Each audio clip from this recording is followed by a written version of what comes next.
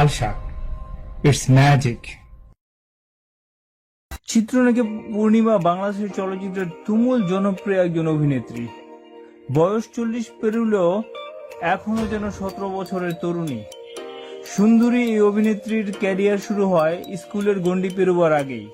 উপহার দেন একের পর এক দুর্দান্ত ছবি। উপহার দিয়েছেন একের পর এক দুর্দান্ত ছবি আর সমৃদ্ধ করেছেন বাংলাদেশের চলচ্চিত্র শিল্পকে।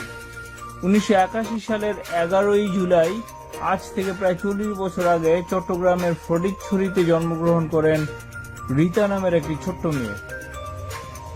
তার পুরো নাম দিলারা হানিফ পূর্ণিমা। ছোটবেলা থেকেই তিনি ছিলেন খুব দুষ্ট ও মিষ্টি স্বভাবের একটি মেয়ে।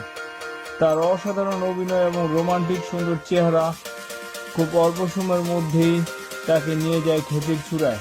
মাত্র 16 বছর বয়সেই ক্লাস 9-এ থাকা অবস্থায় তিনি বনে যান বাংলা চলচ্চিত্রের একজন মূল ধারার অভিনেত্রী হিসেবে। তবে অভিনয়ের পাশাপাশি লেখাপড়া উনি চালিয়ে গিয়েছিলেন। পূর্ণিমা তার চলচ্চিত্রের ক্যারিয়ার শুরু করেন 1997 সালে এই জীবন তোমার আমার ছবির মাধ্যমে। এই ছবিতে তার বিপরীতে ছিলেন নায়ক রিয়াজ।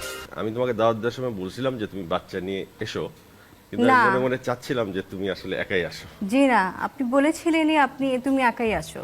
আমি এটা বলিনি। জি, বাচ্চা সহ আসলে তো সব পরিবার আমি এখানে আসতাম, বুয়া টুয়া সহ, ড্রাইভার সহ সবাই চলে আসতাম আমরা এখানে। আমার বাসায় যখন আসবা, কখনো কোনোদিন আপনি নিজেই বলেছেন যে একা আসবা, তা আমি একাই আসছি। এখন আবার বলতেছেন আপনি ভিন্ন ধারার উপস্থাপনা সবাই দারুণ উপভোগ করেছে। রিয়াজ পূর্ণিমাকে নিয়ে অনেক আলোচনা সমালোচনা থাকলেও 2007 সালের 4 নভেম্বর পারিবারিকভাবে আহমেদ জালাল ফাহাদকে বিয়ে করে সকল গুঞ্জনা জল্পনা কল্পনার অবসান ঘটান। 2014 সালে 13 এপ্রিল তিনি প্রথম কন্যা সন্তানের মা হন। তার মেয়ের নাম আরশিয়া উমাইজা। তিনি বেশ কয়েকবার সেরা অভিনেত্রী ক্যাটাগরিতে মনোনীত হন, যেমন 2001 সালের শিকারী, 2002 সালের স্বামী স্ত্রী যুদ্ধ, 2005 সালে টাকা ও শান্তি, 2007 সালে মনের সাথে যুদ্ধ এবং 2008 সালে আকাশ ছোঁয়া ভালোবাসা।